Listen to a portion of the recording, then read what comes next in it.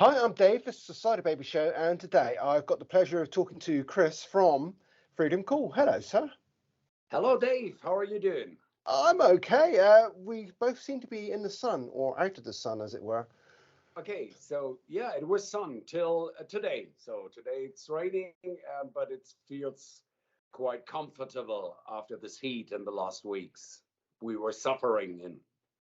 Yeah, yeah, I can imagine. It seems to be getting pretty warm around Europe at the moment. Oh, yes, especially in the south of. But anyway, so maybe the reason is because it's summer. Maybe, Yeah, maybe. it could be. Could be. Freedom Call, your Yes, band. You've just released a live album. yes. So we are very proud about that. That is our third live album we are Okay. releasing, or the release was on 14th of July, Yeah. and we could celebrate two release parties. The one at a festival in Germany and one at an amazing festival in the Czech Republic, where we also recorded Right. the album in 22. Okay. Was it a conscious decision to make a live album, or was it because COVID had taken over plans and you couldn't record another album?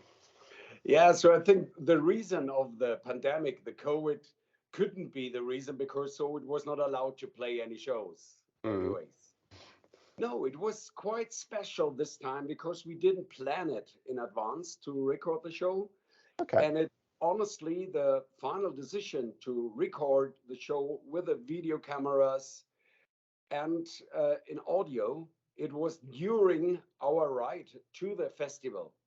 Oh, wow. So, yes, so the first idea was to have just some filmings with several cameras, yeah, for having a backstage road movie like this, just freedom calls on the road and blah, blah, blah, blah. And then our technician figured out that there's a possibility from the technical side to record Mm. the show audio as well. And during the ride to the festival, we organized some extra microphones, some extra technique to make it a little bit more comfortable. And that was it, quite easy. But I have to say, the time changed. So I think 20 years ago or 10 years ago, you really needed a lot of gear and Yeah. recording machines, synchronization, and things. And today it's quite easy. You have just an USB stick and you can record a show in a professional way. So it's, yeah, weird. I mean, listening back to the album now, recently, just to remind myself what it's like, Yeah. uh, it's such good quality as well. Thank you. Thank you. Yeah, that is really surprising what the new technique, the digital way, makes it possible. So I'm quite well known that my lyrics are sometimes a bit interesting. So I'm creatively changing the lyrics because the life situation, yeah, is so I'm taking care more. I'm more taking care of the entertainment things and could happen. And I edited a little bit with the vocals, but the rest is live performance. When you say about your live performance, you're such a happy band. Yeah, because we are happy persons. Well, Quite it easy. goes stands to reason, but I've always listened to your albums. I mean, Shadow King's one Yeah. of my favorite of yours, and it, I've always come away with a feeling of, well, just a good warm feeling, shall we Yeah. say, listening to music. If I'm down, I put on one of your albums, I'm feeling much better Yeah. afterwards. Is that a conscious decision to be more upbeat? Maybe you can see that kind of like of a self therapy we're doing with ourselves. So because life is sucking sometimes, sometimes Yeah. it's a happy thing, so it's changing. And yeah, I think it feels good to play, especially in the live situation when we're on stage and we already can. You also can recognize that you are making the people happy Yes. because about your own happiness. And maybe it's just the idea in behind to give the people in a 1 hour or 1.5 hour concert the chance to escape from their yeah, maybe family problems, maybe job problems, anything, to give them a chance to escape for a while and Yeah. just to have a happy life and singing along with us, jumping and whatever they want to do. Yeah, I mean, you do encourage a little bit of audience participation. I can't even say the word. You encourage the audience to join in with you. I mean, it, it it just seems to be a real fun adventure, just for, you know, like you said, for an hour, hour and a half, or whatever. I mean, Yeah, yeah. do you enjoy doing it as much as the people coming to the shows? Oh yes, I think so. I think it was growing. So we didn't start from the beginning on that we were outing ourselves as a happy metal band, because the word heavy metal Mm, and happiness, sometimes it's a bit polarizing.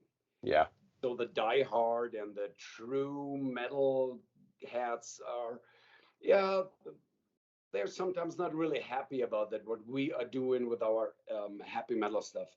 But anyways, I personally never was saying that we are doing heavy metal. mm, The people are deciding that, or they are giving you the category freedom call us heavy metal. I personally never said anything about that we are doing heavy metal. We're doing happy metal. I mean, it's quite operatic, symphonic as well. I mean, Yeah. there's so many things about your music. I mean, you're touching on like fantasy as well, with songs of unicorns and things like that, and things. Where do you get all your inspiration from? um, so it's a shame, but I honestly have to say that I'm listening very less music. Okay. So I'm not a music listener. So also while driving car, radio's off. So I'm more getting my inspiration, yeah, by life or by situations in life, and especially because you were talking about the unicorns. So it's Yeah. not writing a song about unicorns. It's the ace of the unicorn, Mm. and that makes it special because there's a special meaning in behind. Because so you have your playing card and you can use it once in your life. So it's your life joker. Yeah. And you can play it once when you're really struggling or you have really serious problems and you can't find any way out. Then you can play your Ace of the Unicorn. And the name is just beside. So the focus is not on the unicorn, the focus is on the card, for Yeah. example.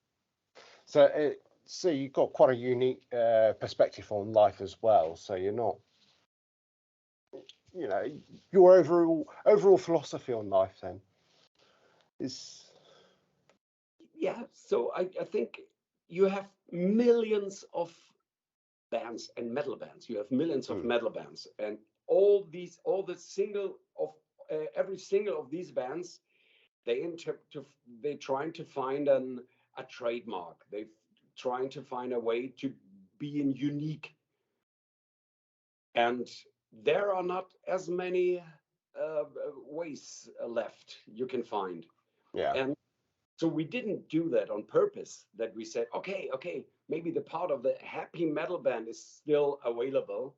mm, I think it was it was a development over the years, and we figured out that the people are liking that. And it's we also played some festival at more this gothic style, or yeah, sometimes in a metalcore style. And it happened that in the beginning of the concerts, really the fans that what is that? But in the end, we got them all because they understood that we are doing our happy or a happy metal happiness, whatever. We doing that in an authentic way. This is not a fake. We do not have any moving unicorns on stage or something ridiculous. So yeah, it's just coming by our hearts. And I think that is the most important thing, anyways, not only in the music, also for personalities. mm, It's the authenticity. okay. Back to the album. I mean, what is your favorite live track? Yeah. what is your favorite track to play live? You must have a favorite. I mean, I love Babylon. That's one of my favorite songs. And for you, what's it going to be? Which one do you look forward to in the set? Yeah, so it's changing. It's changing from show to show. We have, for example, these maybe I can say the hit tunes of Metal is for Everyone. Yeah. Then the older ones, Warriors or Land of Light and things. And yeah, I think because it's a dynamic which is increasing while you're playing a concert or which is coming up. And it depends on the audience, the crowd. So sometimes people are really celebrating songs. I'm very surprised about that. And sometimes I'm expecting that everybody's singing along when we're starting with Warriors or with Metal is for Everyone, but it's not everywhere. So it depends on. For example, in South America, in Argentina, Mm. people are preferring totally different songs as they are doing these metal fans in Brazil. Okay. Yeah, Okay. it's totally different. It's a dynamic. Yeah. Do you struggle with the set list? I mean, you've got quite a back catalogue of tracks to select from.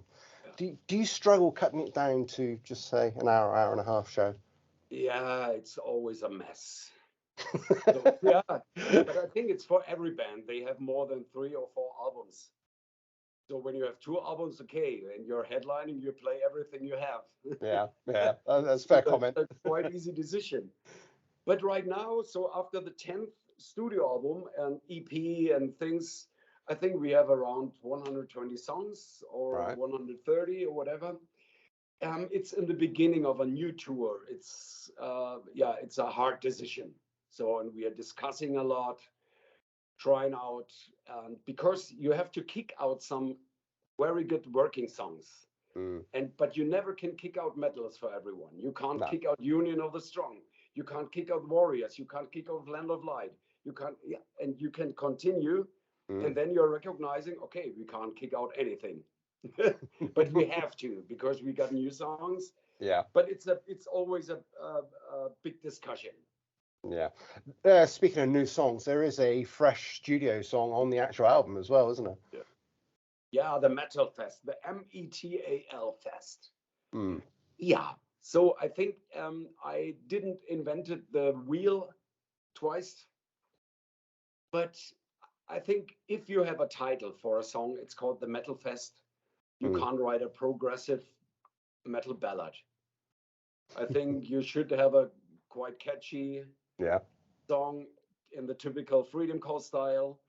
And the idea was in behind because the venue we recorded the DVD or Blu-ray live album Yeah. is called the Metal Fest in the Czech Republic. So it's a dedication to this festival. Okay. Yeah. Brilliant. Brilliant. So, are you soon to be back in the studio?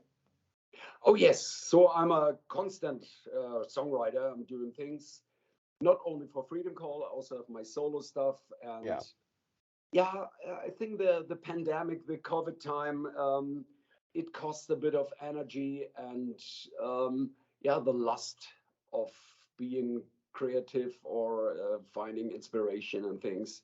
But I Yeah. came back quick, and yeah, the next studio album is in sight. So we're already working on it, Okay. still writing songs, but soon. So I think in the next month we will start with the production, and Okay. early next year we're hoping that a new studio album of Freedom Call is appearing. Brilliant. Well, in the meantime, people can listen to the Metal Fest, which is available now, Yeah, and they can watch the DVD and Blu-ray as well. yeah. DVD, so CD live album Hmm. and Blu-ray, um, also moving pictures, and bonus Blu-ray DVD filmed at the 70,000 tons of metal cruise Okay. from Miami to the Bahamas this time.